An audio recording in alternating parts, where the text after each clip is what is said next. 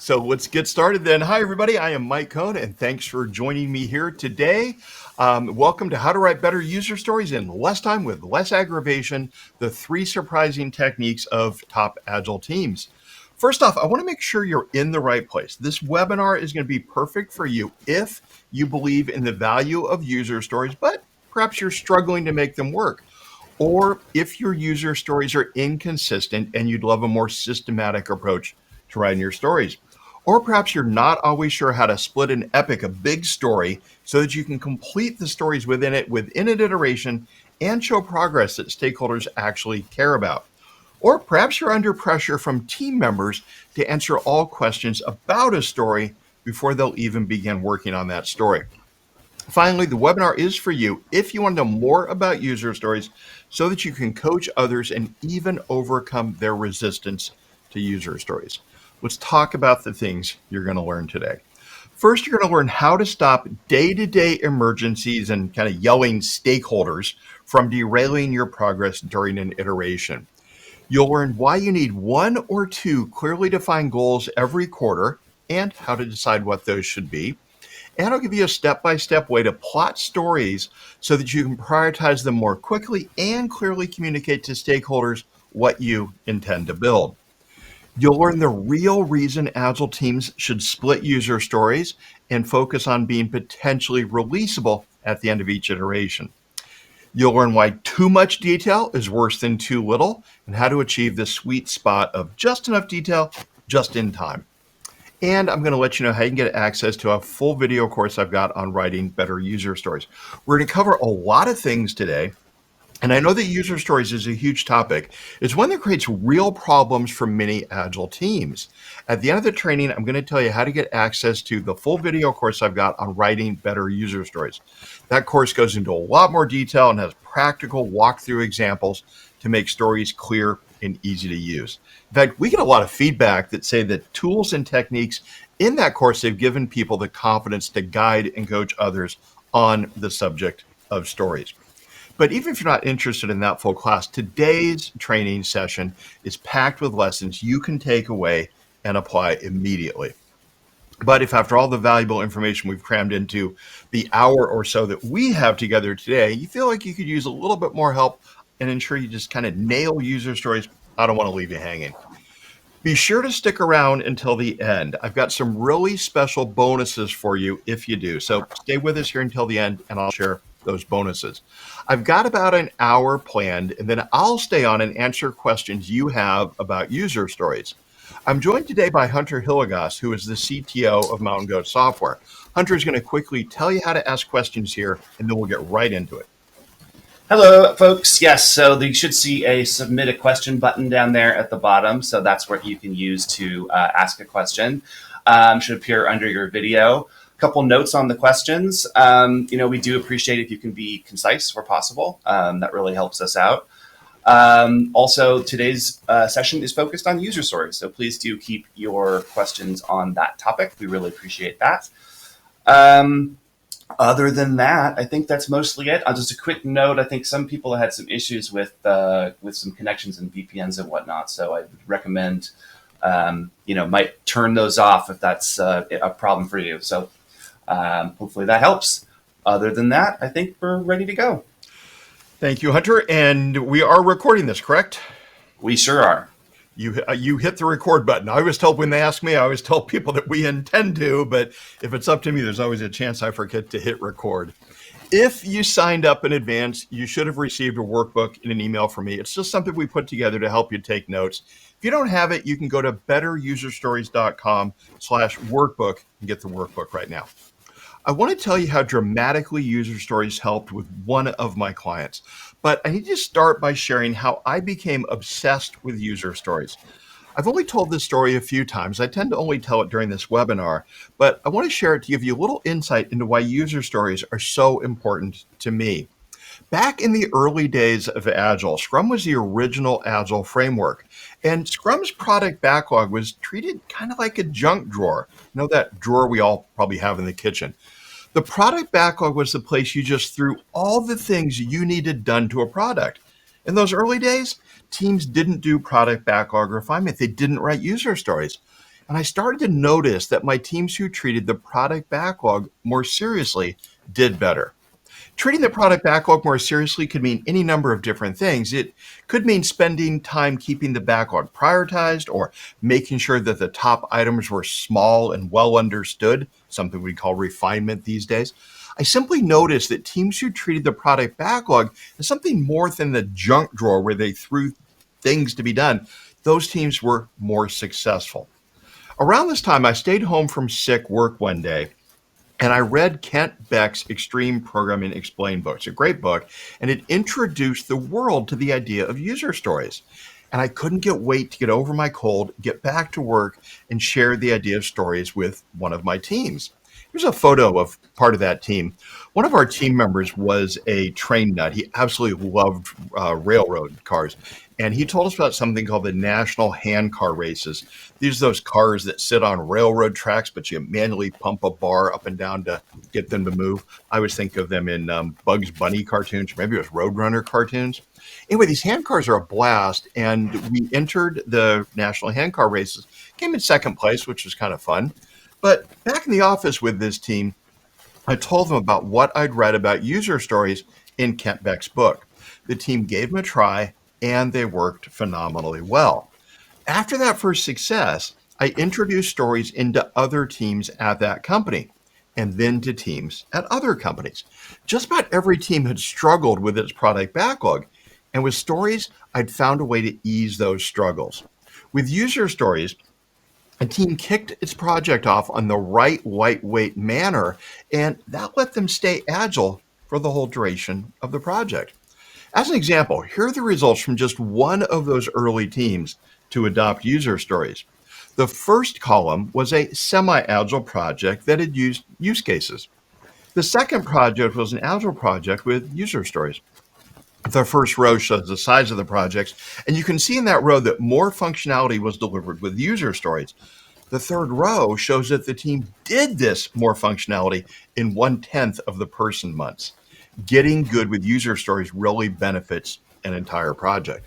Since then, I've worked with a lot of companies, big companies, small companies, in various industries, including software, energy, banking, video game development, hardware development, digital agencies, and more. And they've all struggled with stories, but all have seen drastically improved results once they got user stories right. Now, we don't have time in our 1 hour to share everything I've learned about user stories over the years, but there are three fundamental techniques that I see which can turn struggling agile teams into high-performing agile teams. And those are the three things that I'm going to share starting now. Let's look at the first of the three big things you need to do to write better user stories, and that's running a quarterly story writing workshop. Yeah, I said quarterly. I know you're probably writing stories every sprint or every iteration. A lot of agile teams write a small number of user stories each iteration. Probably what you're doing. You write 10 stories at the start of the iteration, and then you deliver 8 or 10 stories by the end of it. What I want you to do instead is write a quarter's worth of stories at the start of the quarter. If you're thinking this is going to make you less agile, here's why it won't. When you write a bunch of stories quarterly, it allows you to focus on the bigger picture. The team's product owner picks a big goal or two for the quarter. You write the stories to achieve that big goal, and then you run the iterations to make that happen. As you're running those iterations, you're still going to write some new user stories. Someone on the team will come up with a great idea over breakfast that morning. There's a new user story. And some of the stories you wrote for the quarter will need to be split. There are some more new user stories. So I'm not saying you forbid the creation of new user stories, not at all. What I'm saying you do is run a deliberate focused meeting at the start of the quarter or some similar period. It doesn't have to be a quarter. And during that meeting, participants attempt to brainstorm the stories needed to achieve that period's most important goal. And the meeting I'm describing is called a story writing workshop. There's a big problem with any iterative and incremental process, and Agile is absolutely iterative and incremental. The problem is that you run a series of sprints, you look back on what you've accomplished and realize it wasn't very much. This happens because every sprint, the product owner and team look around and say, what should we work on? And the answer is all too often some emergency or some fire that needs to be put out. There's a quote commonly attributed to old President Eisenhower who said, "What is important is seldom urgent, and what is urgent is seldom important." If you've ever been working on something important, say a presentation for your boss, a report, or even getting the next user stories written, and you gave into the temptation to look at your email, you fell into the trap of working on the urgent rather than the important. I suffer from this all the time. Say I'm trying to write a new blog post or even put a webinar like this one together, and my email dings.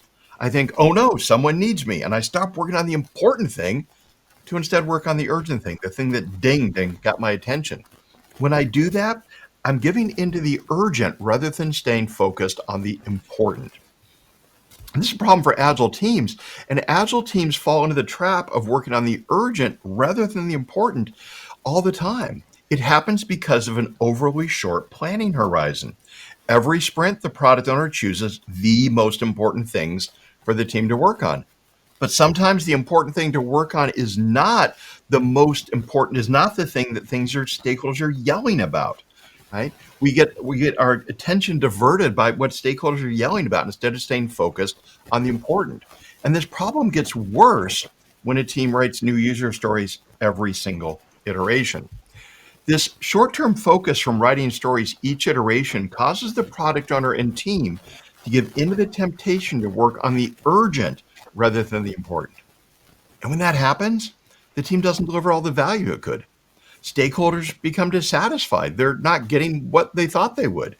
Team members get frustrated because this leads to more changes being introduced in the middle of iterations. And then ultimately, the business starts to doubt the benefits of Agile. Through all of this, your team might be faster, but the team isn't building the right stuff. What you need to do instead is to write stories less frequently. I like doing it quarterly in a story writing workshop, so I keep talking about quarters. When you do this, the product owner team and stakeholders are able to step away from day-to-day crises and think, what are the most important things for us to achieve in the coming period? And then they write the stories that will make that happen. At this point, you'll begin to find that the urgent firefighting doesn't always win. But without a big, longer-term goal, every crisis seems worth fighting. But once a product owner and stakeholders establish a rough goal that's out there further than an iteration away, now there's something to compare their crisis against. The conversation can then be framed as, should we address this crisis or should we stay focused on the big goal? But without the big goal, the crisis will always win. I want to share a couple of things you'll want to do to have a successful story writing workshop. The first is to focus each workshop on a single significant objective. One of the worst things you can do in a story writing workshop is to start it out by asking participants, so what should we build or what should we change? Ask a question like that and you get nowhere. That question is too open-ended because the whole product is fair game. Ask that and you'll get questions that span the entire spectrum of your product's functionality. Just imagine being in a meeting for Amazon and going, hey, what should we change on the website, right? That's just too big, right? You want instead to focus each story writing workshop on one significant objective. Doing that helps keep the workshop shorter and increases creativity because participants focus all their energy on one goal rather than sprinkling their attention across an entire product. The product owner selects a significant objective, but normally in consultation with stakeholders. And remember, a good significant objective is big enough that it will take a couple of months to accomplish. I like targeting about 3 months, but you might target 2, 3, 4, maybe up to 6 months. Once a significant objective has been selected, the product owner conducts the story writing workshop to generate the stories that will achieve the objective. And then the team runs a series of iterations to deliver those stories and achieve the significant objective. And then the cycle repeats. Let me give you a few ways of thinking about what makes a good significant objective. One is to think about delivering a minimum viable product, or MVP. This term MVP comes from Eric Ries in his book, The Lean Startup. An MVP is a version that gets the maximum amount of information for the least effort. Thinking about a minimum viable product is great, but personally, I think it gets overused. And I have a bit of a problem with the term. What do you build next? You're already minimum and you're already viable, so whatever comes next is more than MVP. It's kind of like you can only use this term once. There's another term I want to introduce you to that I like a little bit better. It's minimum marketable feature, or MMF. A minimum marketable feature is a subset of an overall feature that delivers value when released independently. That is, it's not everything you may ultimately want in the feature, but it's enough to get some feedback. In a spell checker, for example, you may release a version that checks your spelling but doesn't allow users to share custom dictionaries or do other things you know you'll eventually want. But you have enough to market that the feature is present. A minimum marketable feature can be thought of as smaller than a minimum viable product. An MVP usually needs to have a set of features that are all minimally marketable. So MMF is a subset of the minimum viable product. Another way to think about a significant objective is to think about just a wildly important goal, sometimes called a WIG. A WIG is the most important thing you want to accomplish in the coming quarter or whatever period you've chosen, right? A WIG. So there you go, 3 different ways to think about the most important thing to add in the coming period. Again, I like to think about it quarterly, but any time frame longer than a single iteration is fine. Regardless of which of these concepts you like best, today I just am going to generically refer to it as a significant objective. In Scrum terms, you might call it a product goal. The second thing you need to do for a successful story writing workshop is to involve the whole team, including the development team. Yeah, I want your programmers, your testers, DBAs, designers, analysts, tech writers, and so on, all to participate. I get why some product owners may not want to do this. Involving the whole team in your story writing workshops may seem inefficient, but let's see if I can convince you it's worth it. First, while this is a time investment, that time investment will be paid back with time savings when the team works on the stories. When developers are present when the stories are first written, they'll have fewer questions later. They'll be likely to have some context for how the story came up, perhaps what users were thinking about at the time they thought of the story. Not only does this mean fewer interruptions to a developer's day, but it also means the developer may come up with a better implementation from having heard directly from the user or stakeholder about their actual request. But there's a second reason why I recommend including the whole team in your story writing workshops. Doing so leads to increased creativity because development team members think differently from the business stakeholders, customers, and users who are typically present in the workshop. Okay, we've established that you should be doing a story writing workshop once per quarter, that it should be focused on a single significant objective, and that the entire team should participate. The last thing you need to do to run a successful story writing workshop is to have a way of visualizing all the stories created during that meeting. The best way to visualize that relationship among user stories is with something called a story map. Story maps are the invention of Jeff Patton, and I think Jeff deserves a Nobel Prize or whatever the Agile equivalent is for the idea. Let's take a quick look at what a story map is and how it helps you organize stories. A story map is laid out like a grid with rows and columns. Each card in a story map is one user story, one thing a user needs to do. We read across a story map by mentally inserting the word then between the story cards. So this map is read as A, then B, then C, then D. And that's the first dimension of a story map. Horizontally, we're showing a sequence of activities.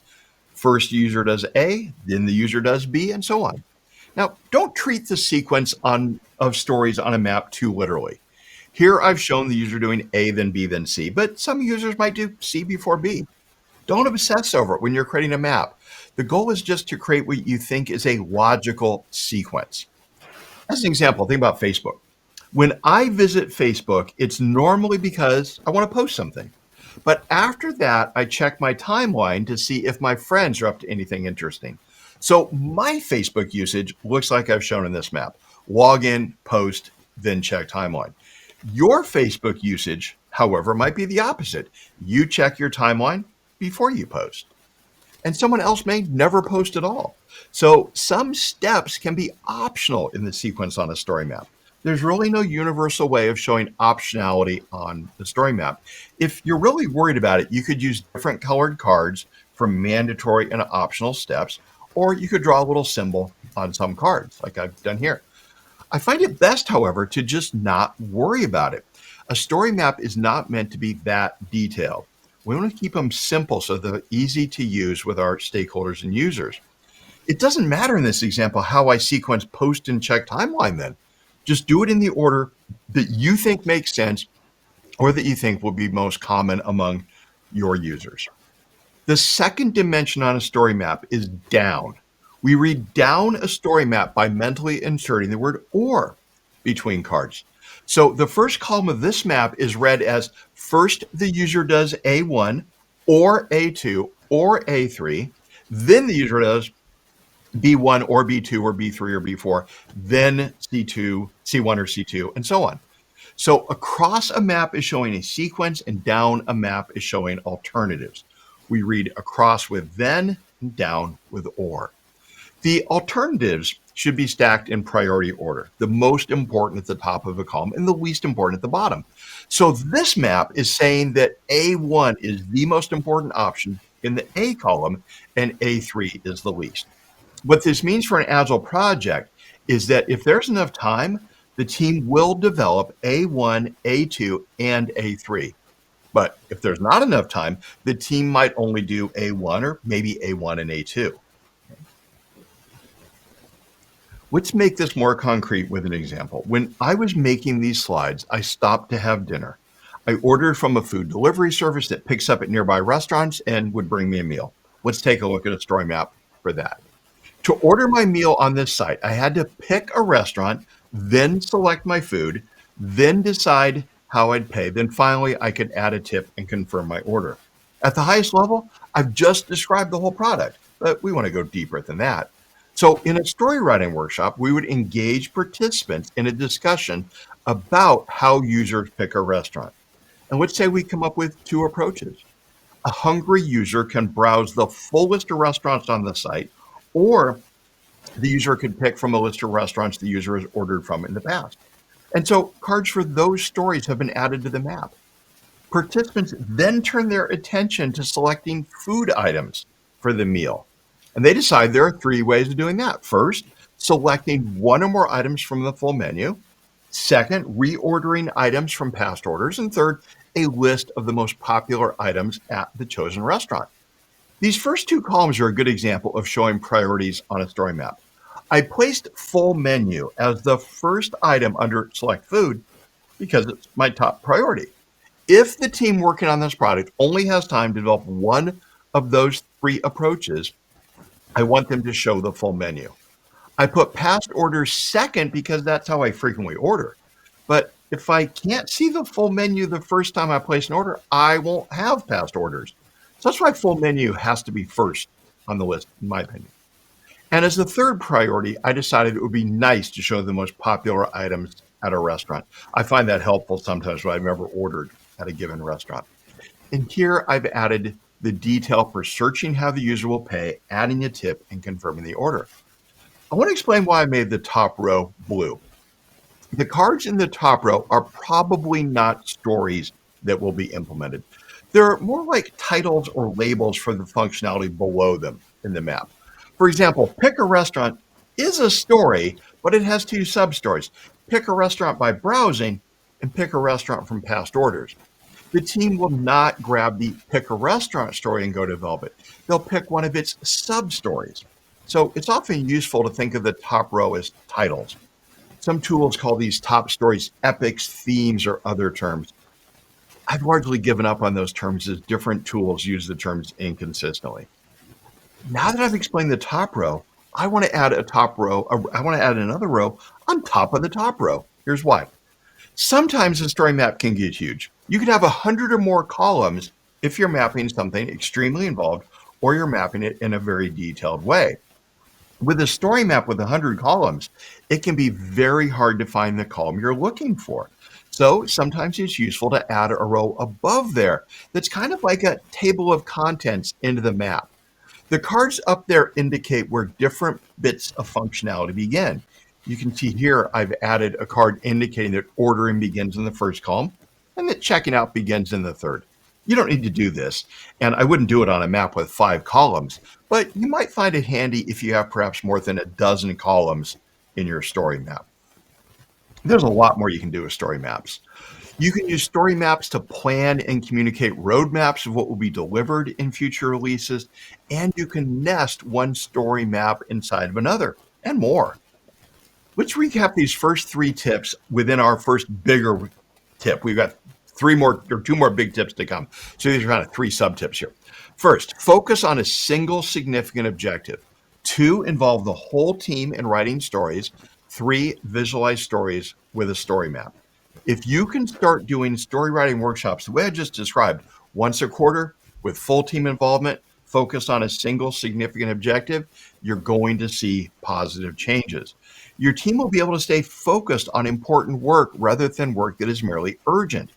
That means you'll be delivering more valuable functionality, often much more valuable. And that means your customers and users are going to be happier. Instead of questioning the value of Agile, they often become your biggest supporters. But it's not just users, customers, and stakeholders who are happier, so are team members who are able to see a much more immediate and positive impact on users from their work. Hunter, I can see a bunch of questions scrolling in over here. Why don't we take 1 or 2?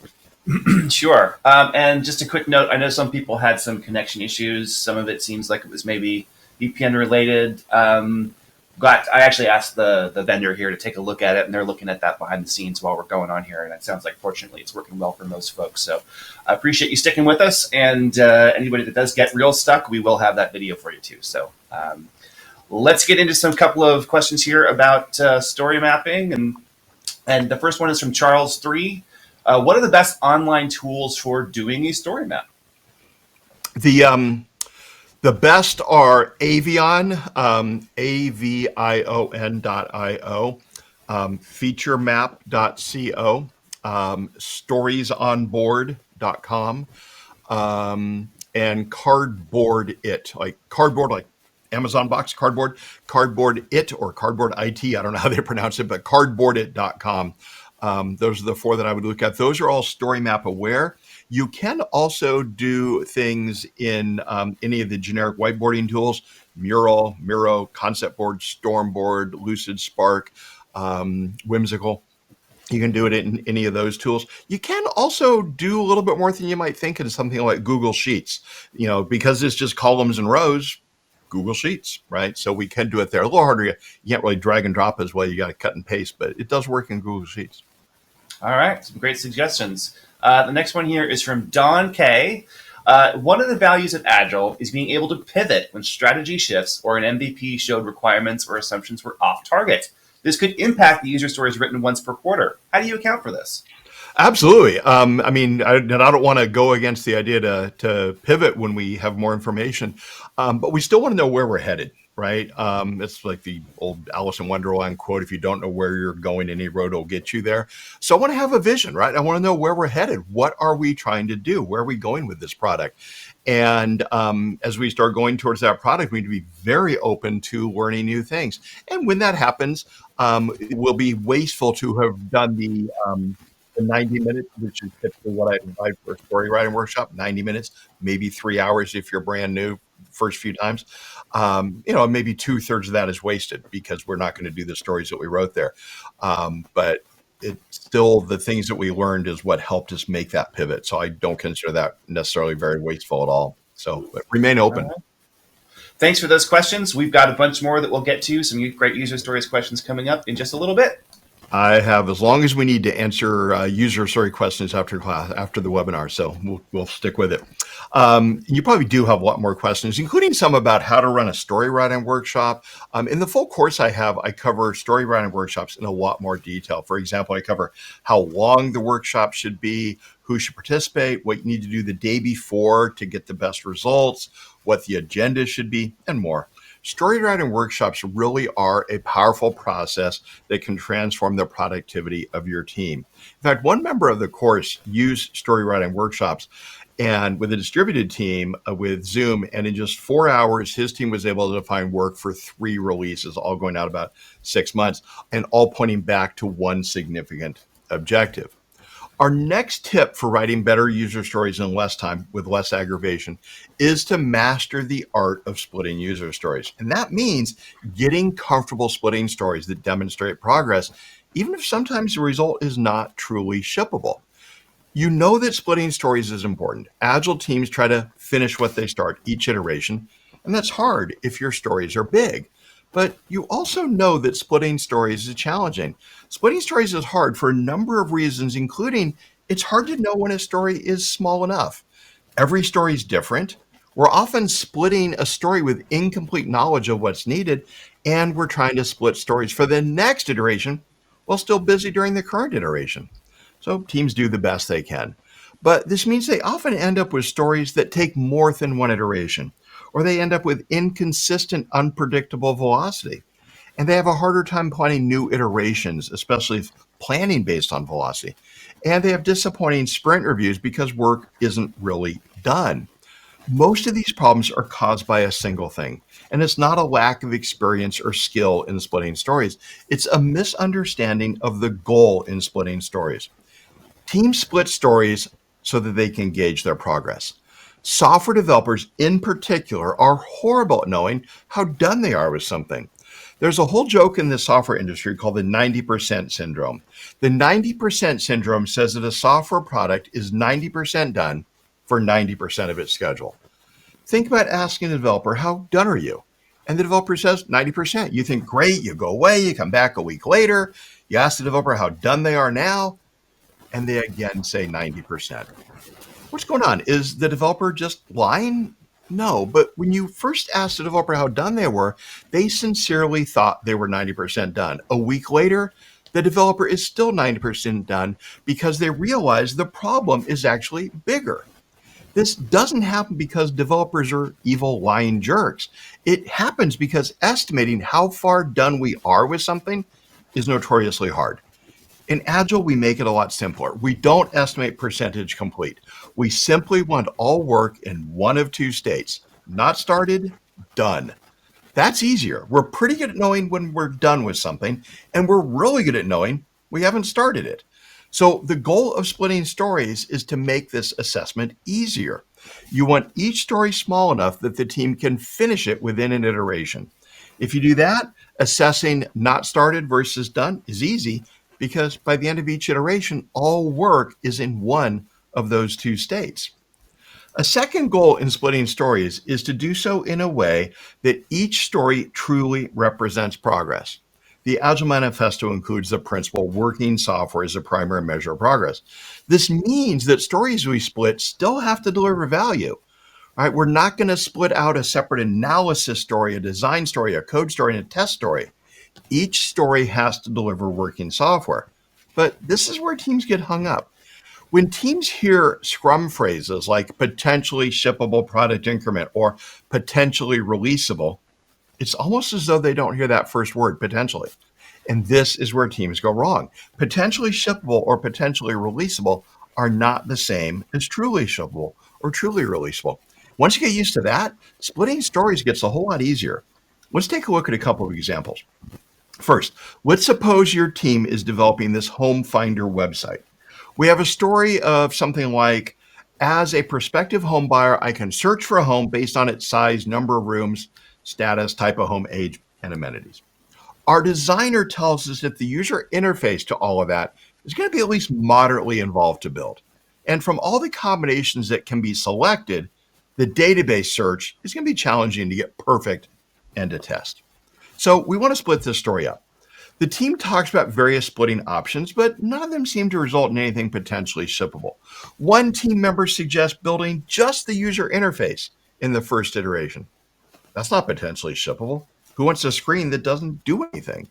Someone else suggests getting all the database querying working, but that's the same problem. It's not potentially releasable. The solution then is to do a little bit of both parts in each iteration. Do a little user interface and the backend search to support that. Then do a little more user interface and add the backend to support the new user interface fields. And repeat this until you've delivered the full original story. Here's how that would work with our Home Finder website. In the first iteration, the team could build an extremely minimal user interface. It's just a subset of the search criteria that will eventually be supported. It has essentially no design, but the search does work, but only for the fields on the screen, as those fields are connected to the database. To do this, you might split out a story like I've shown here. As a prospective home buyer, I can search for a home based on its size and number of rooms. In the second iteration, your story would say that users can include property status and would say type of home.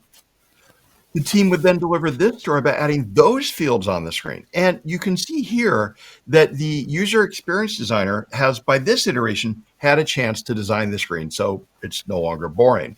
And as before, support for these fields has been added to the database. This home search works perfectly from user interface to database, but only for the fields on the screen. And finally, in a third iteration, the team delivers the remaining search criteria, age of home and amenities.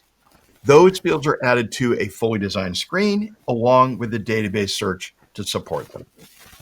I refer to what we just did here as splitting by interface, and it's one of the 5 essential techniques I've identified that teams need to split any story. Let's address whether the stories in this example are potentially releasable. First, they're clearly not truly releasable, but I contend they are potentially releasable. For me, potentially releasable or potentially shippable means high quality, tested, what it does well. But it doesn't mean it has to be a cohesive set of functionality. Cohesive set of functionality is the difference between being potentially releasable and truly releasable. In our Home Finder example, we could theoretically release after the first iteration with just the top part of the user interface and the backend search for those fields. Nobody probably wants it, but we could potentially release it. It's high quality, it's tested.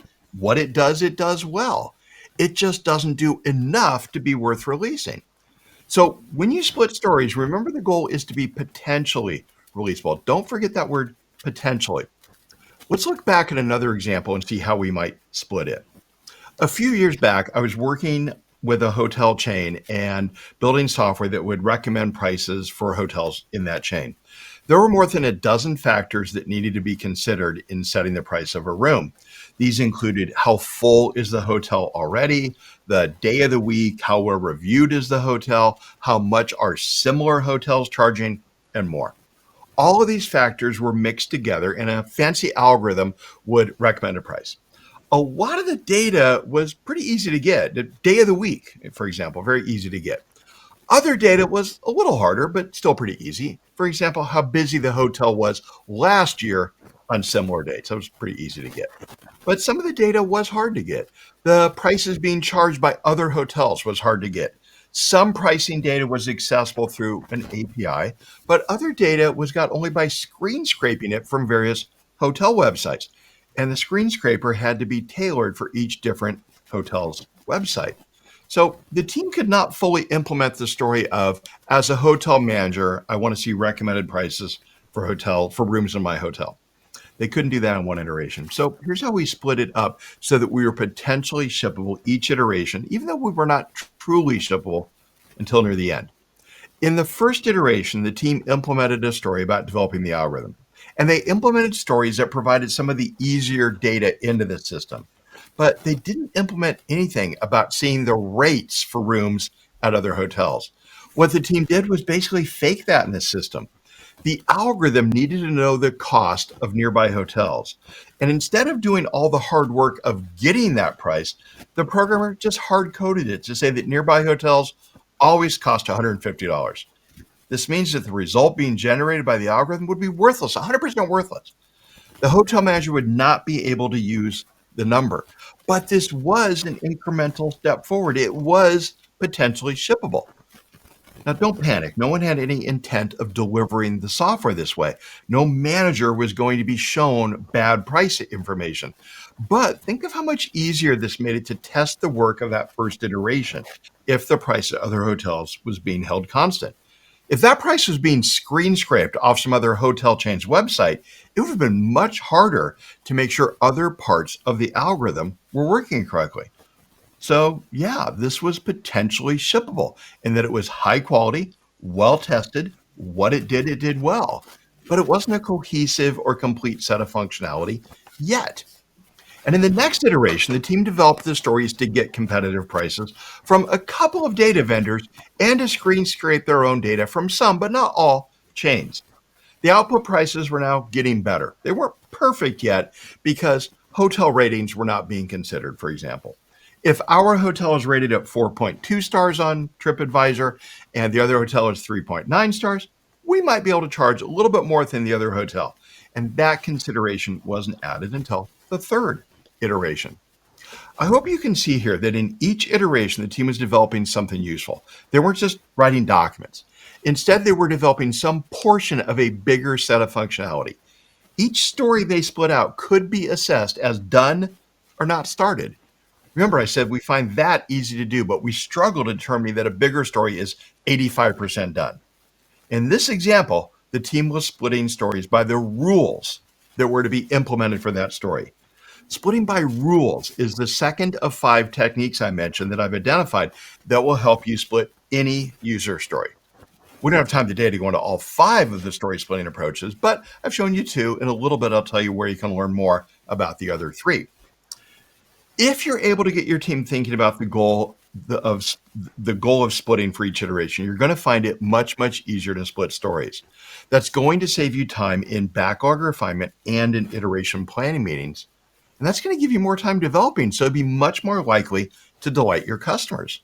The biggest struggle I see with stories is that teams spend too long and still find themselves stuck with stories they can't complete or that don't impress stakeholders. The perspective I've just shared here will help a lot with this. But if you want to go further into the skill of splitting stories, I've got an entire module in the full Better User Stories course devoted to splitting. And that includes each of the 5 ways to split a story. I walk you through each step by step, and you'll know what to do when you have a story that you really don't think can be split. Another of our course members, Jim, said that the module on splitting stories helped his team to have a more systematic approach to splitting stories, and that meant the process was faster and the stories were sized more accurately. So let's talk about the technique number 3. The last important technique is going to be the shortest, but man, is this one important. Get this one wrong, and it does more than just slow your team down. Get this one wrong, and you may no longer even be agile at all. I'm talking about adding just enough detail just in time to your user stories. Knowing you need to do this shouldn't be a surprise. Who's going to argue with doing something just enough and just in time, right? So we know we need to do this, but many teams struggle to get it right. If you add too much detail to stories too soon, you could be wasting time. That would be the case, for example, if you added detail to a story that is later dropped or put off for a long time. Don't add enough detail or add it too late, and it slows the development team down as they get stuck waiting for answers. There's clearly a middle ground we want to find between too much too soon and too little too late. But what I see a lot of teams do is shift to the side of adding too much too soon. They seem more afraid of being stalled waiting for an answer than they are of investing time in features that aren't developed. This actually creates a really bad situation for the team.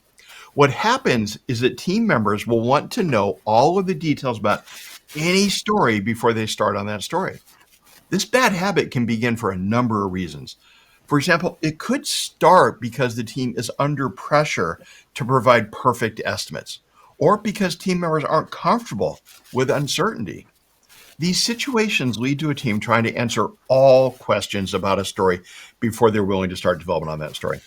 And when a team does this, they're no longer overlapping work. They're doing all the analysis on a story before they start any design, coding, or testing.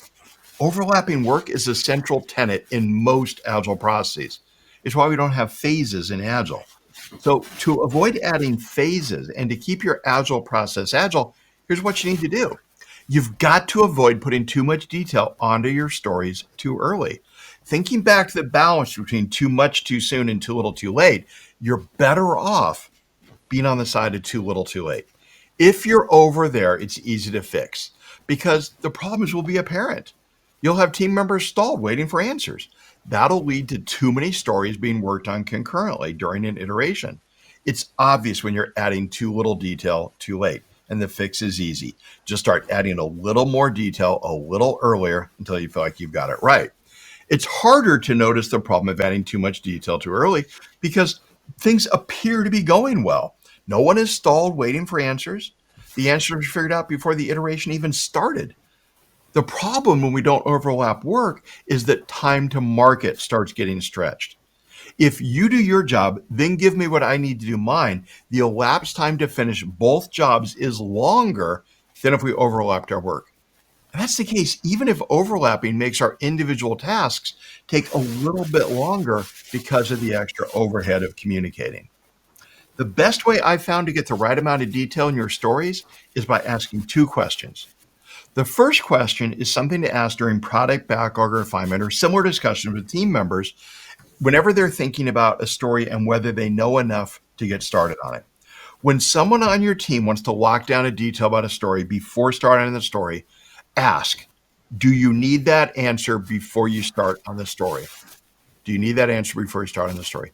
When someone tells me they need an answer to something or they need to resolve an open issue, I always say, yes, you need an answer before you finish work on that story. But do you need the answer before you start work on the story? See the difference there between before you finish and before you start? Consider a trivial example of whether a button should be red or blue.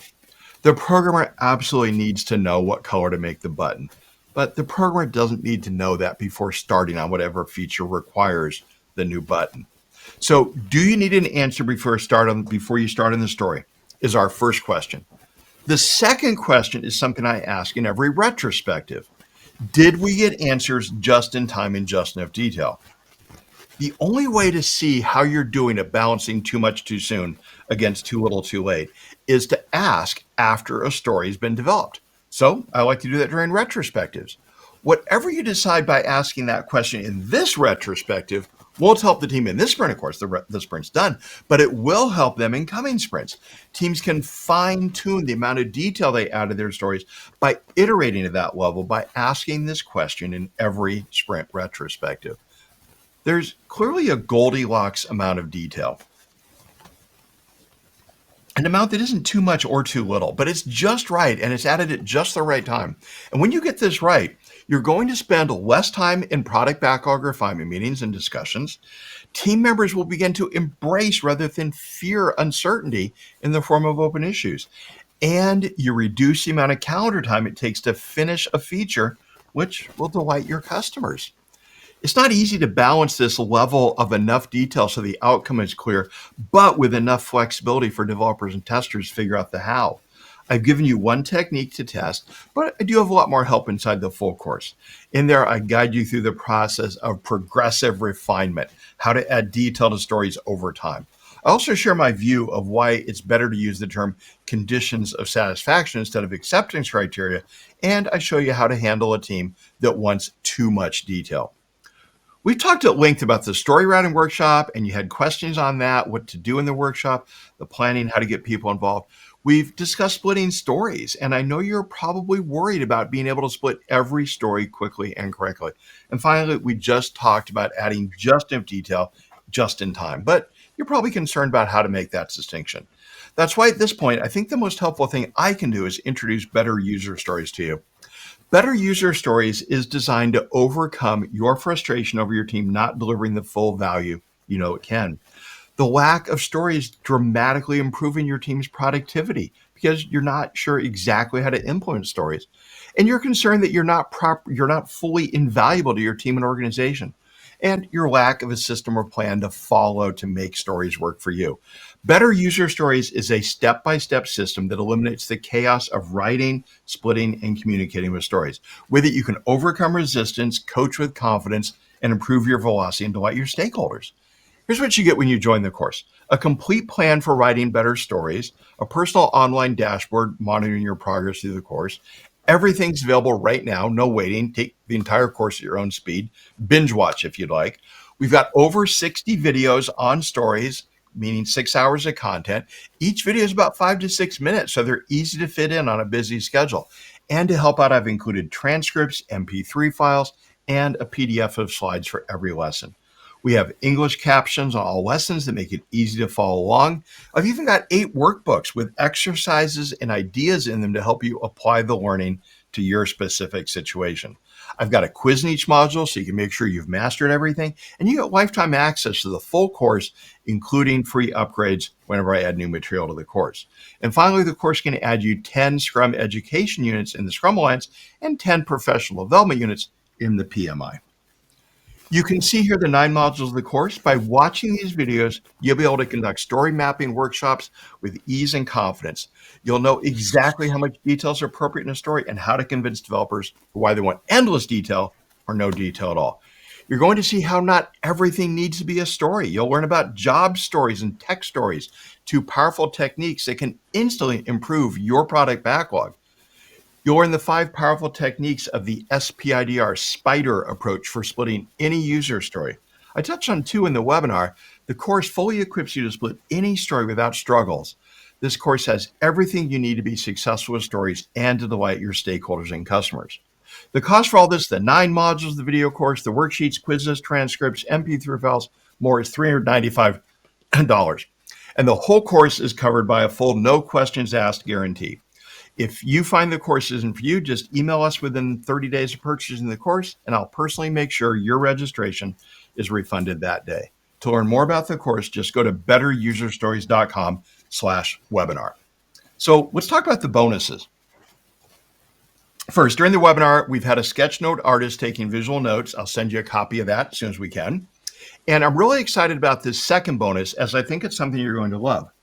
Something in my eye. If you act quickly and enroll in the Better User Stories course before June 27th, I'm going to give you full access to my Agile Estimating and Planning course, not for a discounted cost, but completely free. That course normally sells for $199, but you get it free automatically when you enroll in Better User Stories. You've invested your time in this webinar. I want to see you succeed with your stories. Agile Estimating and Planning is a perfect companion to Better User Stories. Writing better stories is great, but you'll see even more results when those stories lead to better plans. Agile Estimating and Planning shows you why most plans fail and how to avoid this. It simplifies even the most uncertain planning situations in 6 modules. More than 8,000 students have already taken this course, and the feedback we get is great. James had more confidence with the tools he had to plan and estimate projects correctly. Danny found the real-world examples and analogies made the topic easy to understand. I want to repeat myself, saying you get the entire course, all course materials, completely free when you book by June 27th for Better User Stories. I'd hate for you to miss out on that offer when it's no longer available. With Agile Estimating Plan, you can stop teams feeling they need to pad estimates. You can build credibility so that if a team says something is impossible, stakeholders listen. You can estimate accurately, even for projects that are fixed date, fixed scope, or both. And you can significantly reduce the time spent in planning meetings because you'll be able to plan more efficiently and quickly. Here's what you get with this free bonus: lifetime access to the course, 6 in-depth modules with 40 plus lessons. There are more than 3 hours of content with 4 more SEUs and PDUs. You can also download the transcripts and audio for each lesson to help you learn the way you want to. We've got English captions on all lessons, and there are also quizzes to help test your progress. You can see here the 6 modules of the course. I won't name them all, but with this course, you can learn estimating, sprint planning, fixed date planning, fixed scope planning, how to plan, of course, with multiple teams. Here's the third bonus. If you act quickly and enroll in Better User Stories course by June 27th, I'm going to give you a free membership in the Agile Mentors community. The Agile Mentors community is the most helpful, informed, and civil online community for sharing and learning about everything Agile. It's a vibrant community and a great place to get support and find the answers no matter where you are in your Agile journey. The Agile Mentors community supports you in what you'll learn from the Better User Stories and Agile Estimating and Planning courses. Inside the community, we have a very active discussion forum. And at least once a month, we host a Lean Coffee event during which team members help each other with advice. Also, at least once a month, I host a live Q&A so you can get answers from me on any topic you want. Finally, we host interviews with leading Agile experts for community members only. Inside the Agile Mentors community, you also have unlimited access to GoatBot, the only AI tool trained on all the books, articles, blog posts, weekly email tips I've ever created. It's also been trained on all my courses, conference presentations, and videos. Finally, oops, I'm too far there. Finally, inside Agile Mentors, you have access to a planning poker tool that you can use to estimate the better user stories your team will now write. And you can register now at betteruserstories.com/webinar. Okay, we're about a minute away from switching to Q&A mode. Before we do, I want to briefly share with you what others have said about the Better User Stories course.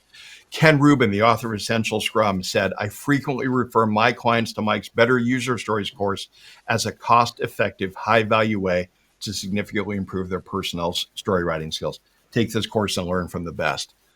Doug's a participant, and he said, "This is absolutely the best bang for buck I've ever spent in training. I think anyone on an Agile team writing using user stories would benefit from this class." And Anne said, "By far the best course I've had since I started my Agile journey back in 2008.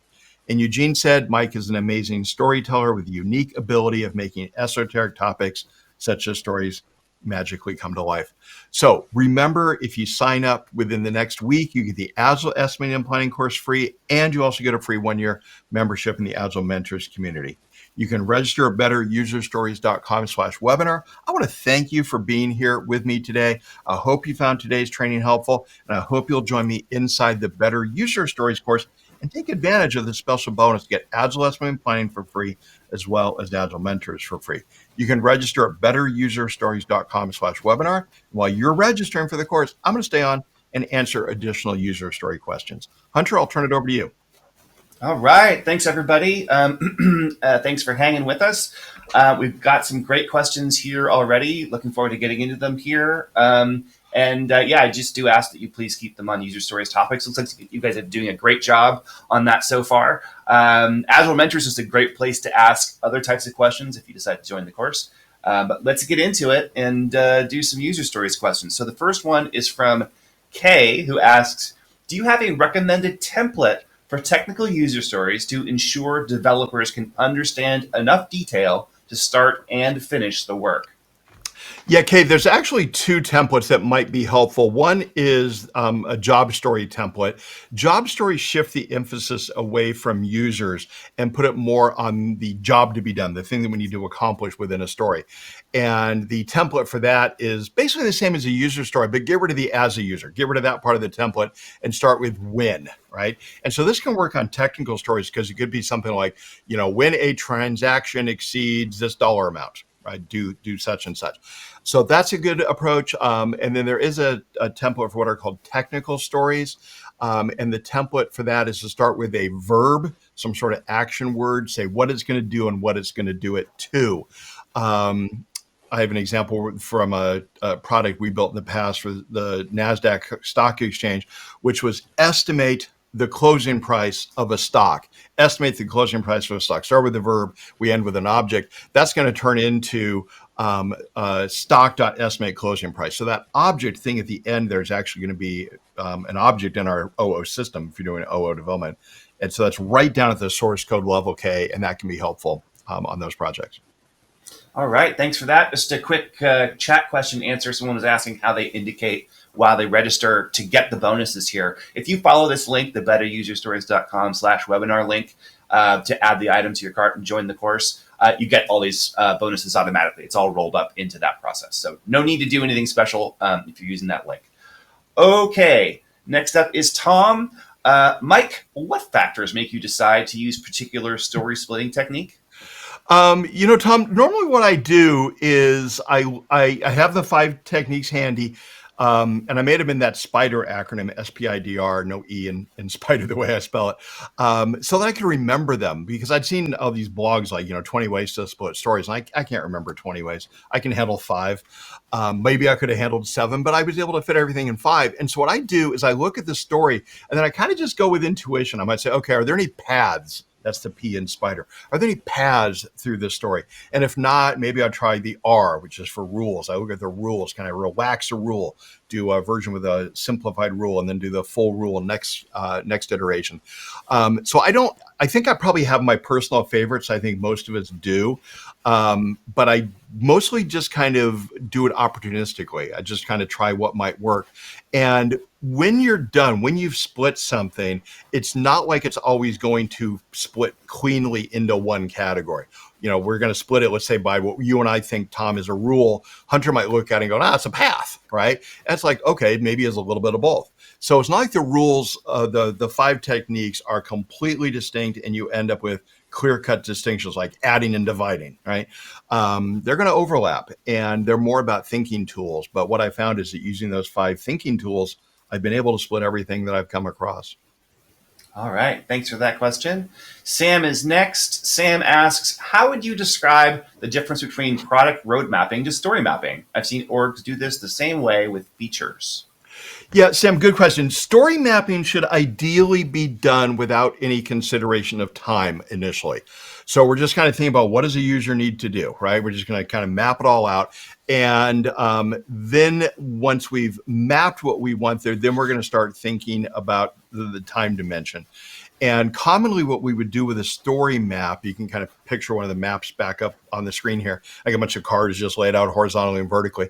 What we'll tend to do is draw a horizontal line somewhere in the map and say everything above the line is in the next version. That'd be the roadmap, right? So this is in the next version. Then put another horizontal line. Things above the second line are in the second version. Below the line or past the second, I don't want to get into mapping out 3 things. So we draw those horizontal lines in the story map, and then that can create the roadmap. All right. Adira is next. I'm struggling to help the entire team help with user story writing. Many of our team members are not native English speakers. What's your opinion on templates to help? Yeah, Adira, I think the templates help quite a bit with that.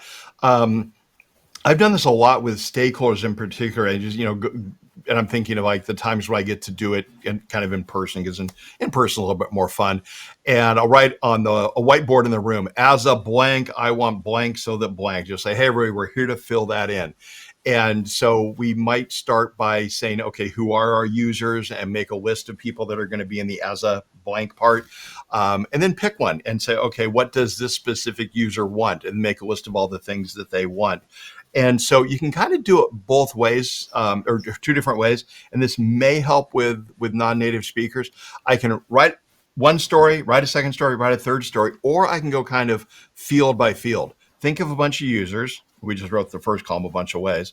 Then think of what one of those users wants, right? Think about all the things that one user wants, but don't fill in the why yet, and then come back and fill in the why later. So let's just kind of stay focused on one part of the template at a time. And I have found that to be helpful. Also, I've worked with plenty of teams over in Europe where I might teach a class or a workshop in English, and then they'll switch to doing them in Norwegian or Swedish, in particular Finnish, and so let people write it in their native languages too. All right, Paul's up next. How does the story writing workshop relate to PI planning in SAFe? Paul, I think it's very similar. I've been doing these before SAFe was around. I've been doing these forever. And I think it's very similar. I think in PI planning, there's more emphasis on splitting the work up among teams, thinking about the calendar, things like that. Again, in a story writing workshop, as I was just describing, I'm not all that concerned about the time. Right?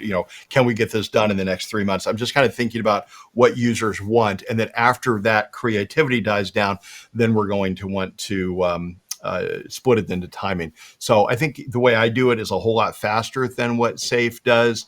And a little bit less concerned on the planning aspect, right? I'm not calling it a planning workshop. It's a story writing workshop. It's just generate the ideas. All right.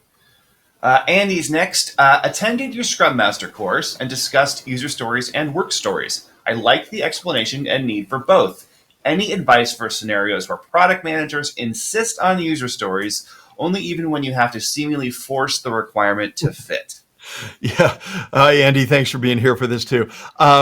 So what you're describing there is a user story as a blank, right? And you've got product managers adamant, we got to write as a blank. And then your desire to kind of deviate from that in appropriate situations with when and not specifying a user. Um, User stories are fine for everything if we want. They just get tedious because we end up writing things like as any user, as any user, as any user, and it's just kind of boring and it's wasteful for everybody to write it. It's wasteful to look at it. But if you got product managers who are insisting, you're probably not going to win the battle. So just go ahead and do that, but add the when part. So like as any user, when I'm about to check out, I want to see options to split my order across multiple credit cards, right? So as a when. So put both the Java story and the user story together in doing that. Do that for a while, and then go, hey, we wrote a whole lot of these, and we found as a team we weren't really looking at the as a user part. How about we just write these stories, and sometimes they're users, sometimes they're when. I wouldn't give them a different name. I wouldn't call them job or work stories, just they're stories, right? Just kind of skirt the language issue that way.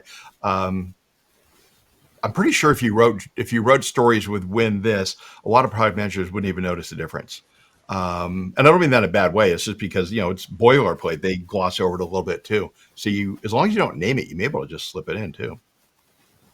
Jason is up next. Are there any recommendations for level of detail in a user story when working with a local development team as opposed to fully remote or offshore development team? Awesome question, Jason. Yeah, when we're working with a distributed team, we're going to need more detail on things. It's how we communicate, right? So you're going to want to put more detail in your stories. That's why my answer to whether we've got enough detail was to ask, did we get information just in time and just enough detail? And if Hunter and I are sitting in the same building, right, that's one level of detail. If he and I are 1,000 miles apart or wherever we are, it's going to be a different level of detail. If Hunter and I were 12 hours apart, like opposite sides of the world, like is common with offshoring, we'd have to put even more detail in there because it would be hard to coordinate schedules to talk. And so a local team, I think you can get by with less detail there in the story. And the question, did we get input just in time, just enough, will be answered differently because of that. So I think it's a good question either way, and you will end up with less detail locally. Okay, Brian asks, my team really struggles to split user stories so that they fit into one sprint because it takes multiple tasks to deliver the work. They tend to split out into design stories and implementation stories, which feels wrong, but we struggle to split. It seems much less efficient to split the work based on data, although that is an option. What suggestions might you have? Brian, one suggestion I'd have would be, since your team has done it the way they have for, I assume, a while, get them to try it a different way. Just say, hey, we're not making a commitment here. We're just going to try this. Let's try it for maybe 3 sprints. I wanted to do it for a couple sprints because everything's going to feel worse the first sprint, right? But get their commitment to try it for 3 sprints. Go, hey, for 3 sprints, let's try to split things a different way, so we're not splitting them by activity. So we're not going to have design code tests.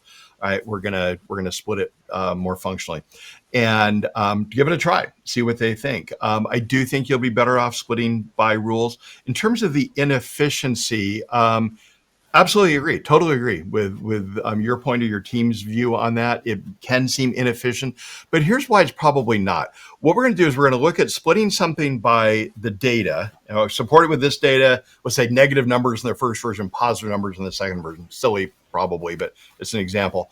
So only support negatives in the first sprint, only support 0 and positive in the second sprint, or not only, but add support for 0 and positive in the second. And you're going to have, more testing. You're going to have to kind of, redo a few things when you do that, but you're going to be sure that things work, right? You're going to be positive it works for the negative numbers first, and then you add the second one. The goal when splitting is to make sure that question of are we done with something is a lot easier. When we say that I've done the design and I haven't done any coding, how done am I with the overall work, right? That's really hard to assess. And so by having a more functional split, I think you're going to be better off. All right. Let's see. Hansel is up next. I am currently on a data science team. Usually my user stories are pretty technical. Do you have any suggestions on how to better approach this? Yeah, Hensel, that's where the tech stories become useful. The ones I gave the example of, like, estimate the closing price of a stock.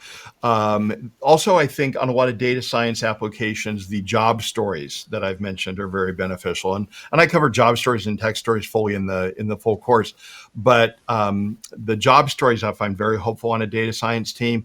When, and then think about a trigger or a situation, right? When this is imported or when this is detected, right? When something occurs, I want, and then still with some sort of goal. Now, the I might just be a system. It's not really a person always. But when something occurs, do this for this reason. So I'd take a very good look at job stories. All right. Kasim asks, what are the latest top few recommendations you have for back-end stories without a UI? Same thing. I'm going to say job stories for this. And this is why, maybe we've got the whole course kind of misnamed, where we call it better user stories. Everything I talk about in the course about user stories kind of apply equally to a job story. We're only changing the first word or two of a story. But it's actually a very important distinction to separate the focus from so much on the user and to be more the win. I'd also be a little cautious about what you mean by a back-end story, because that's what we've had come up in a few other questions that have been advocating against that type of a split for stories. So I'd be a little cautious about having back-end and front-end stories. All right. Let's see. Arifin is up next. How do you incorporate the security aspect of a feature into the story? Who should do it, as the PO may not have the technical detail related to the story? Yeah, one of the fallacies with stories is that product owners have to write them all, and I don't think that's the case at all. You might have stories that would say, as the chief security officer, I want such and such, right? I use an example of that often with something like strong passwords, right? I don't want to write a story that says, as a user, I'm required to I want to be required to enter a strong password. I don't want to enter a strong password. I don't want to enter a password at all. I don't even want to enter my username. I just wanted to know it's me, magically let me into my bank and keep anybody else out of my bank. I don't really want passwords. So stories like that are often better. As the chief security officer, I want all users required to enter a strong password, something like that. So we can write those stories. So that's maybe more on the who, but often the author of those could very well be a team member, could be the chief security officer, if that's a valid approach in your company. But somebody technical can write those stories for the PO. Randy asks, if an app or system being developed needs a certain amount of infrastructure to be built to support the app or system function, how is that accounted for in user stories? Yeah, Randy, I want to tell you a little story for this one. I'll try to keep it brief. When my daughters were young, they did the typical kind of daughter thing. They would finger paint something at preschool and come home and hang it up on the refrigerator. I was just kind of being playful, and I decided I would hang up things that I was proud of on the refrigerator. I hung up some source code for something I'd written. I taped it on the refrigerator, and I had a product backlog, and I put it on the refrigerator. And one of my really good friends came over one time, and he looked at it and he kind of critiqued my code. He wasn't too harsh on my code. Then he looked at my backlog, and one of the items on the backlog was something like, as usual, I can log in. And it was like, 5 days or something like that. And it was big. It shouldn't have taken that long, but it had a big estimate on that. And he said, why? What's wrong with you? You used to be a good programmer, 5 days to do whatever the story was. It was something that should have been a day. And it was because that story was large, because it was hiding a lot of technical work I was going to do behind the scenes. So a lot of times the first 10 stories in an area of the system mask a bunch of additional work. And so when I had that story that was a login story, I was setting up an LDAP server and all these other things. And so it's just a little bit more work than normal. I was going to do kind of the basic database there. I wanted to store logins. I didn't have a user member concept in the database yet. And so there's a lot of extra work there. And so some of those early stories are kind of suspiciously large. They get added to do some of that infrastructure work. All right. Tristan's question, I believe this came in when you were talking about story writing workshops. How would you walk through this with non-software teams, marketing, security, etc.? Yeah, Tristan, Story maps are very helpful with anything because we're just kind of mapping through a sequence of activities, right? And so you think about what's going to happen first, second, third. So I'm thinking about having some friends over for dinner this weekend, and what do we want to do? One of the things I want to do is I have a grill outside. Of course, it has been cleaned since last summer, so my grill is disgusting looking right now. And so I'm probably going to start having friends over. I'm going to start out with clean the grill, right? We're going to do some basic clean inside the house, but the house isn't too bad. The grill's disgusting. So, then it's going to be, marinate the chicken, turn on the grill, set the table, things like that. So I could map out a dinner party that way. As a real example, I did this a couple years ago with a team that was running summer camps, kids summer camps, and they mapped out the sequence of things that would happen for a summer camp, from the kid being dropped off to the kid being picked up. Totally feasible to do. All right. Jeff is next. Not all projects or engagements are annual, so a quarterly story workshop may be too long a duration. Would you suggest maybe quarterly on an estimated, anticipated, desired project duration timeline? Yeah, Jeff. What I hope I didn't misspeak somewhere. So a lot of times products are endless, right? I mean, Microsoft Excel are probably going to be worked on for 35 years already, and probably another 35 to come. But what I want to do on anything is just kind of break it up into pieces. And so I'm not thinking about ever doing kind of like write all the stories for a year or anything. I was describing writing stories looking out a few months. And I said 2, 3, 4, 6 months. So if you're doing shorter projects, even if you can go out a month, you just want to know where you're headed, right? And a lot of times sprints are just too short, right? You think about what are we going to get done this 2 weeks, and you end up doing a lot of small things, and some of the bigger, more important things just never get done. So I'm just trying to describe, and I've done this since I started doing Scrum in '95, having a bigger cycle around the sprints, right? Where am I headed? That's all I'm trying to describe. And so having something that's a couple months out, if you're on a project that's too small to have a quarterly, have it be 4 weeks or 6 weeks, or anything longer than a sprint. All right. Ellie asks, how do you account for different permissions or users in your story map if the behavior differs? Sometimes, Ellie, what we do is have separate maps if we needed to. Otherwise, what we're trying to do with the map is to think of all of the activities that can occur. And so that would be where I may indicate it. I had an example there where I drew a star for an optional indicator on some steps. You may have something that, maybe star means only premium users can do this. I was looking at some software we used this morning. It was like, are we on the right tier of this? I don't remember what they called their tiers, but there are things, on the free tier, and then the basic tier, and then the premium tier. So draw a star on the things that like premium paying users can do. Some Prime members do this.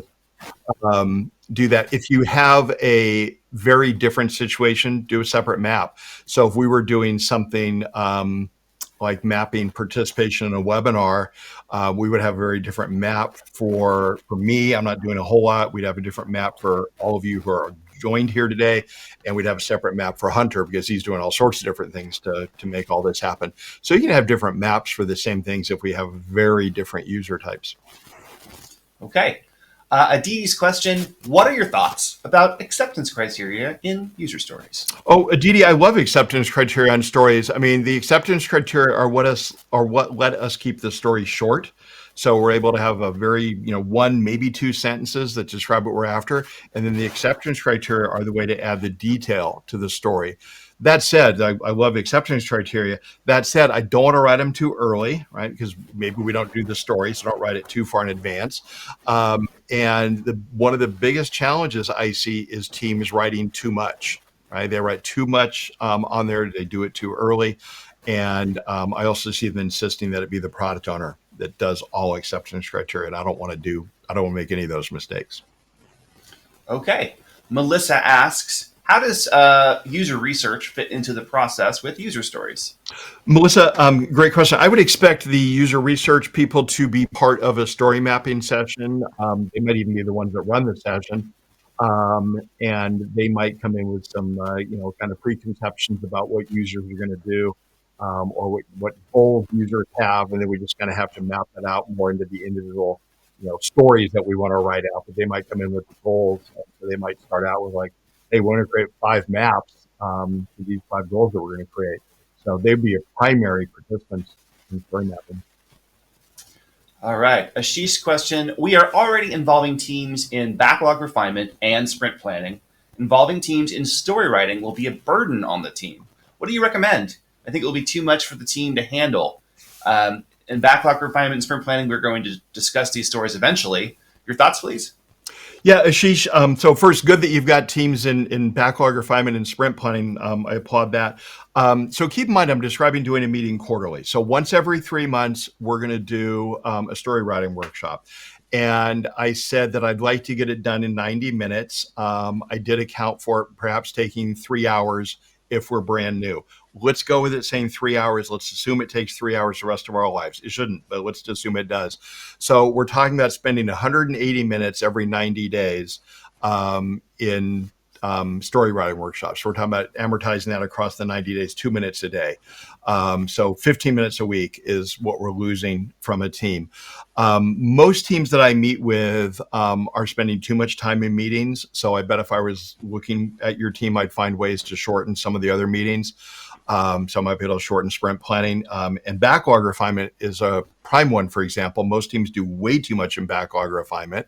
And personally, I don't encourage having the whole team there in backlog refinement. Maybe have a third to half of your team in backlog refinement. That's just freed up probably more time than it definitely has freed up more time than the new meeting is going to take up. Also, being there when the stories are written will lead to creativity gains, which I listed earlier, and they will probably have fewer questions than during refinement. So the 180 minutes that I said is a maximum for a 3-month period, probably going to save an hour or more of that just by having shorter meetings later anyway. So I don't really see it as a cost when we do it. Maggie asks, where do stories that are about system enhancements, upgrades, or maintenance go? How would that be story mapped? They may not go anywhere. I don't feel like we have to have a story map for everything that we're going to do. Like if I have a story that's like upgrade the Linux server, I don't need to put that in a map anywhere. I just go in the backlog. It's just something that has to be done. So story mapping is useful when we're trying to understand the interrelatedness, interconnectedness of a set of stories. And in particular, we're looking for, did I miss things? And so if you're applying certain type of system enhancements and you're doing that frequently, I might map that process, right? What do we do into a system enhancement? Oh, we always make sure we back up the database. We do this, right? Map out that sequence so you understand it, but I don't know that I'd have to do that very regularly. So totally fine to have a kind of freestanding backlog items that aren't from a map. Ellie asks, if you can't release the page until all of it is complete, why is the way you suggested, breaking it down, better than splitting it into interface versus database? If I split it by interface and database, you're not going to know, does the interface work? I don't know if the interface works. I don't know if it connected to a database. If I connect it to the data, if I do the database story first, I don't know if it works fully because I don't have the interface part yet. It's very hard to gauge what percentage of something is interface, what percentage is database. If I look at it and I say, just really simple, we've got 6 fields on the screen and we did 3 of them, pretty easy to say we're halfway done. Or I could look at the 3 and say we did the 3 hard ones, we're 60% done. It's pretty easy to gauge progress in that manner.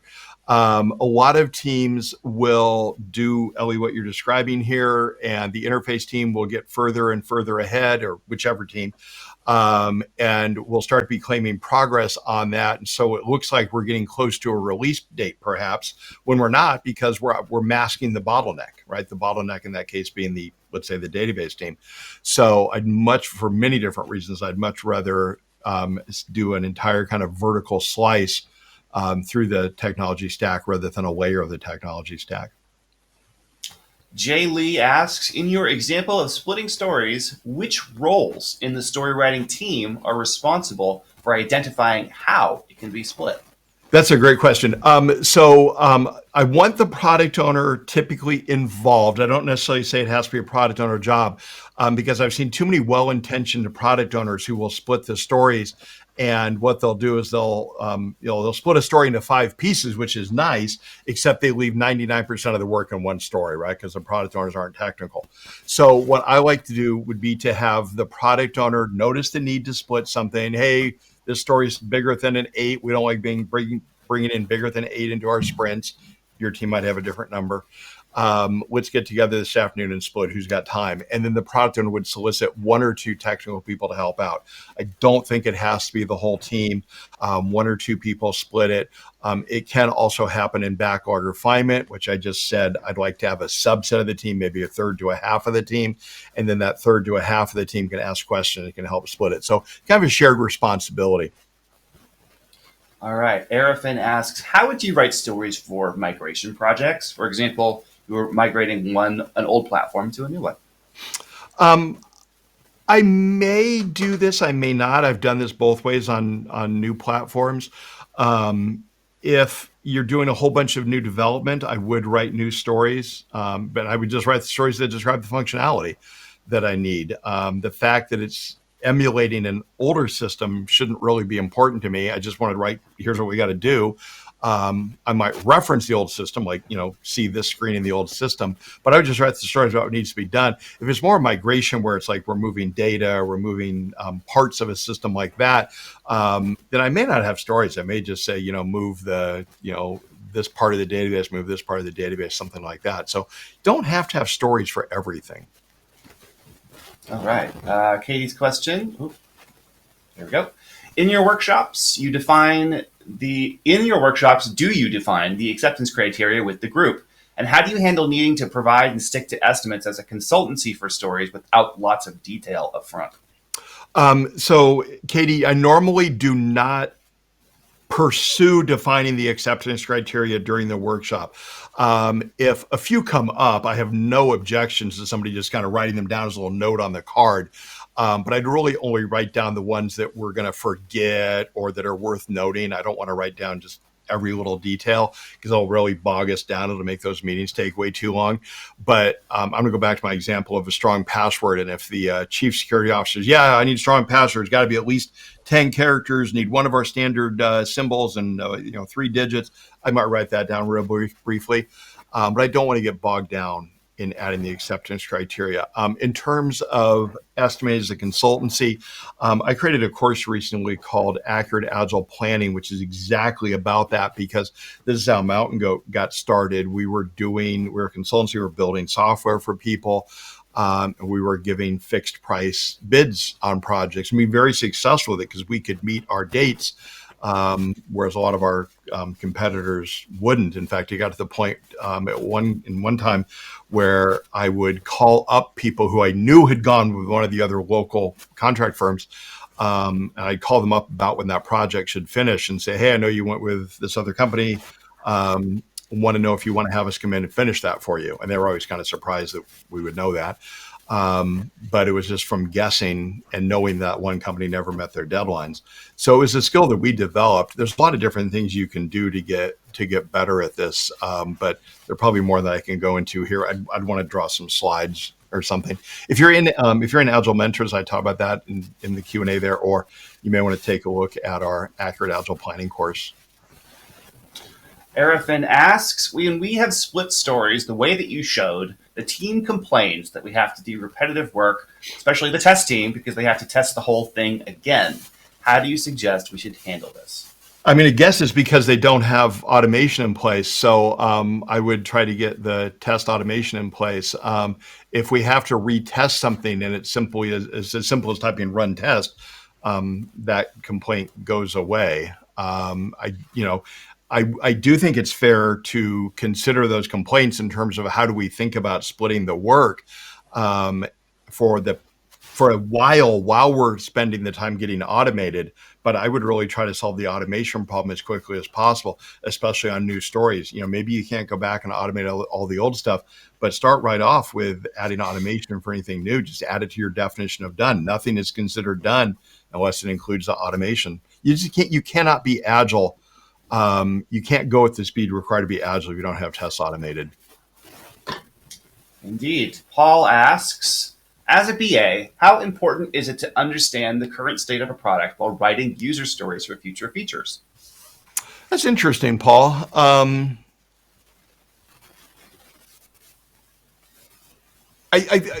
What I'm thinking about, Paul, is that I may not need to know the current state because what I want to write about is what users need, but I'd want to then go through and delete the things that the system already does, right? So I think it'd be fair to write a bunch of stories and then find out the system does certain ones.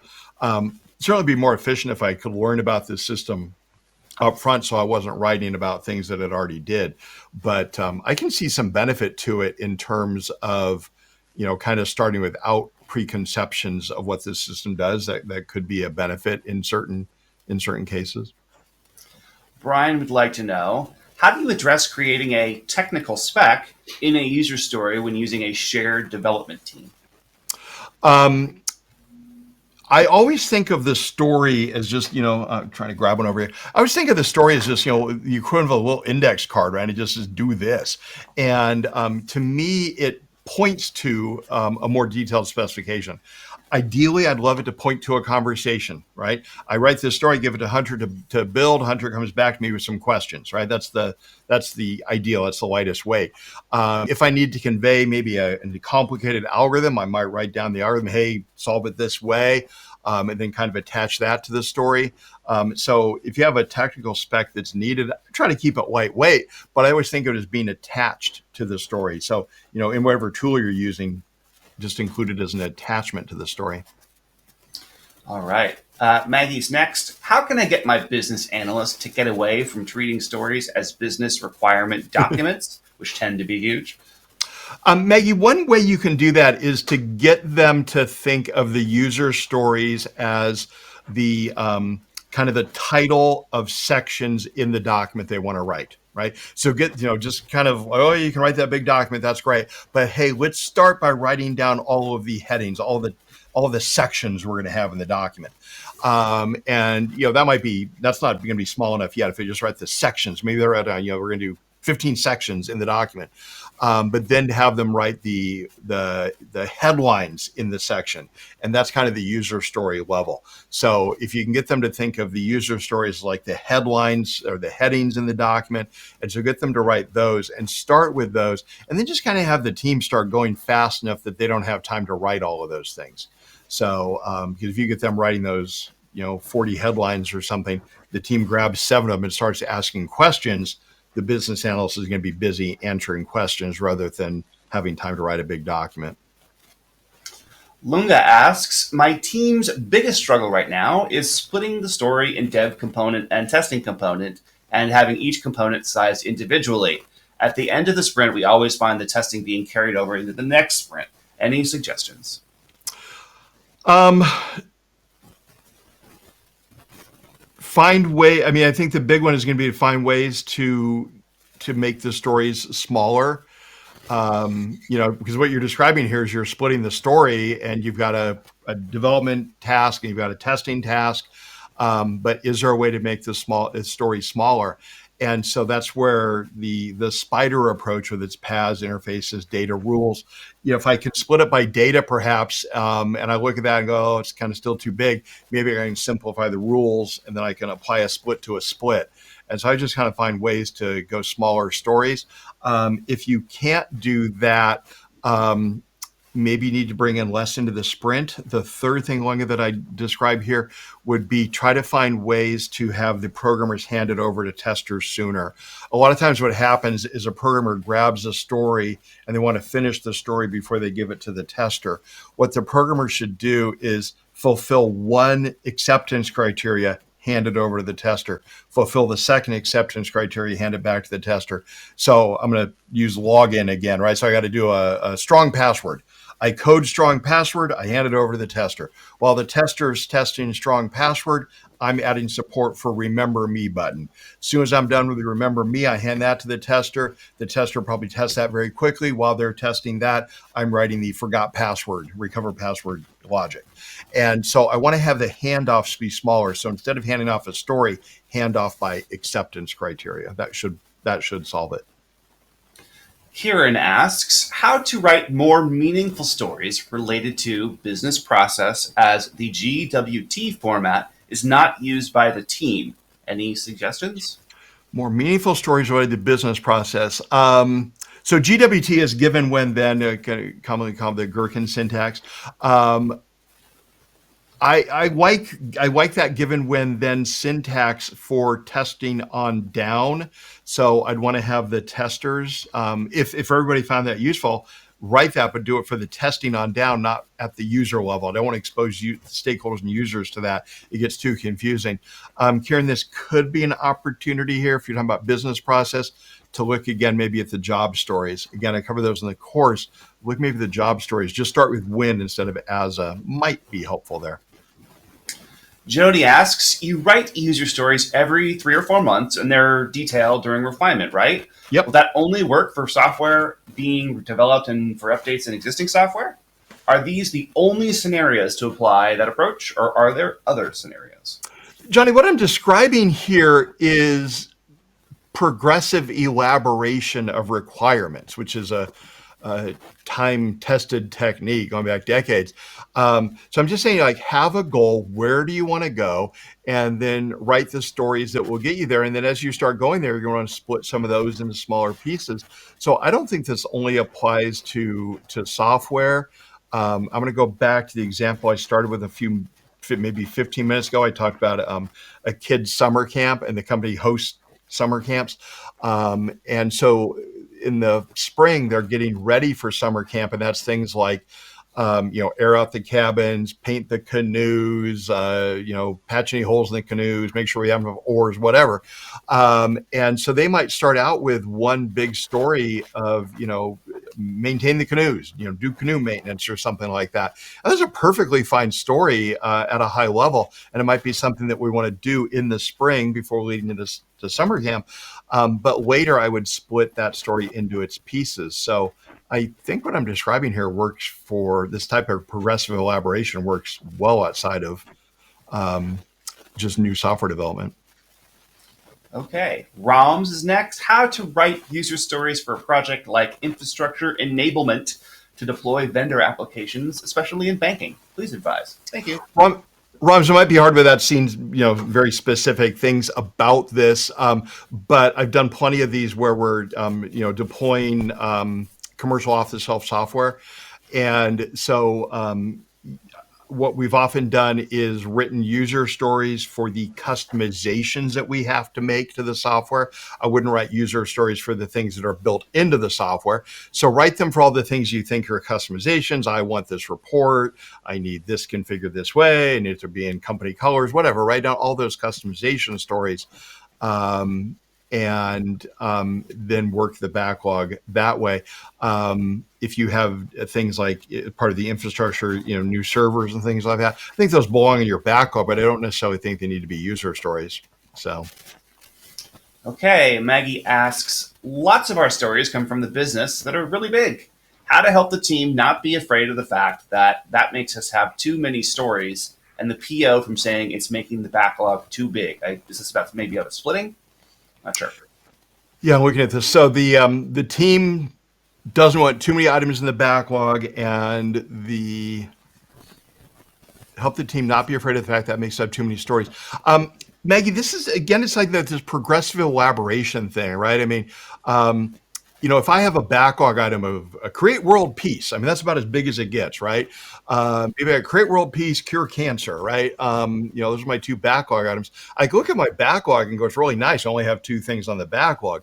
And there's a lot of benefit to that, but there's a lot of work, right? And so I think there's a trade-off here. One of the things that Hunter and I, that we do in our company, is we tend to have a product backlog, which we keep pretty small. Our backlog is normally 2 to 3 sprints worth of stuff. And then we use a separate list in our tool. We use ClickUp, which is not really a particularly agile tool. It's just a good list management tool, but it works for us. And inside of ClickUp, we'll have a bunch of other items in there, but they're just kind of languishing there until we're ready to move a bunch in. Hunter, do we still call that Icebox? Is that what we're still calling that? Or Yeah, it is. yeah, Yeah. Icebox. So we just have the Icebox, a term that comes from Pivotal Labs. And so we'll just have things sitting out there. And then Hunter might tell me, hey, we're running out, and I'll move another 20 in. And so what's nice there is the team never has to really see too many things. If they wanted, they could go look at the Icebox, but nobody has to see very many things. I like that because you can feel like you made progress.